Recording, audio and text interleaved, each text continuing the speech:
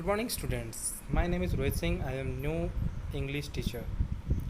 Today, due to COVID coronavirus, no one student come into school and attend the class.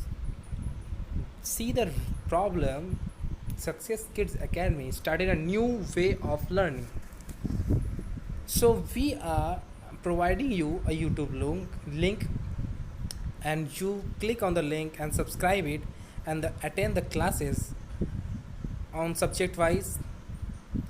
If you have a book, then you do not worry, you are easily understanding the videos and doing the activities. But if you do not have a book, then you are in problem, you cannot understand the activities, and you cannot do the activities, and you cannot understanding the videos. So please, as quick as buy book from your school. Okay, today I am reading, yeah, teaching you class 7th English reader. First chapter name, I shot an arrow. I मतलब मैं, shot an arrow मैंने एक तीर चलाया. In this poem, the poet, written by H.W. Henry Wordsworth Longfellow.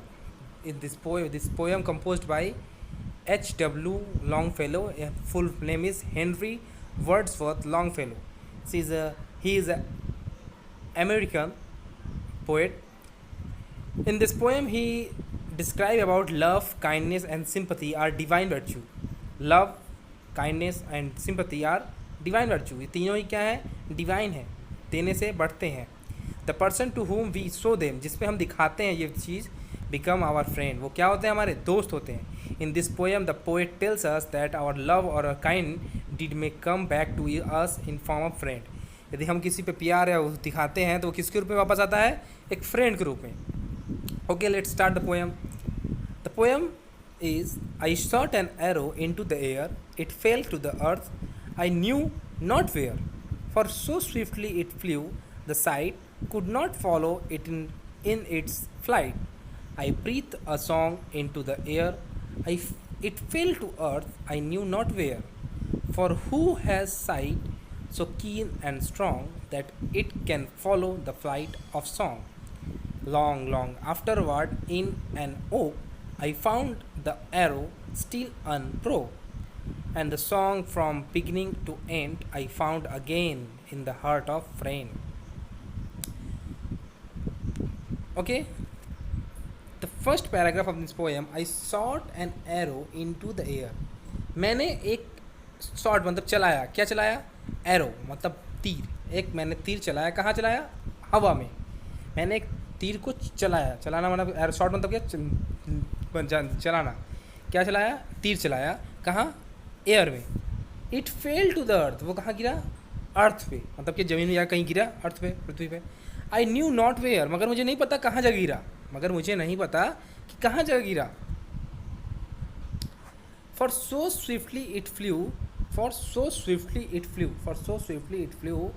the sight could not follow in flight.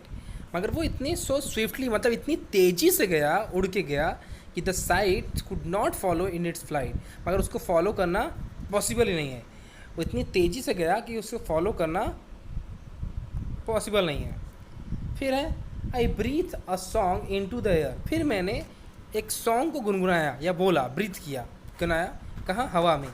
It fell to the earth. वो भी हवा का जो टोन था वो भी कहाँ जाके गिरा?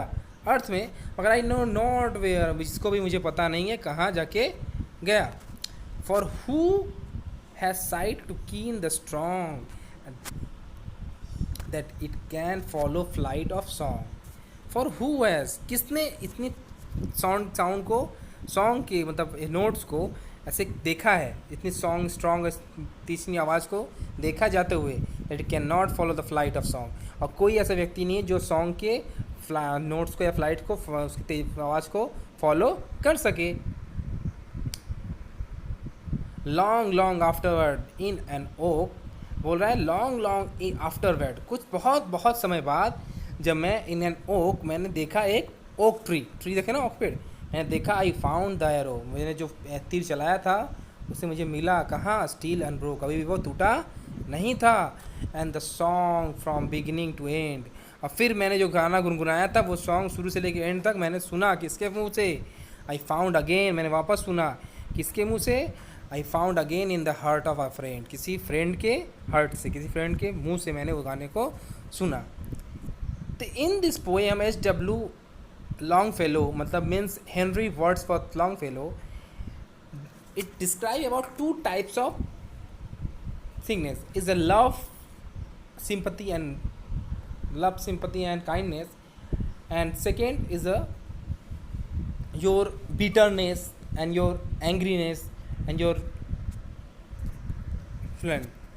यहाँ जो एरो है, एरो को बोला गया है जो एंग्रीनेस और जो आपका जो गुस्सापन है, जो तुम्हारी बिटरनेस है, जो आपकी कड़वाहट है जो मुँह की, उसको एरो मान लिया गया है कि जो कहीं भी तुम किसी को, जब आप किसी को रिप्लाई करोगे कड़वाहट या वो चीज़, तो वो बाद में बहुत समय बाद आपको वो चीज़ मिलेगी। जो कड़वाहट है वो जो चीज़ आप करोगे आज नहीं कल, आपको कुछ समय पश्चात वो चीज़ आपको वापस रिटर्न मिलेगी।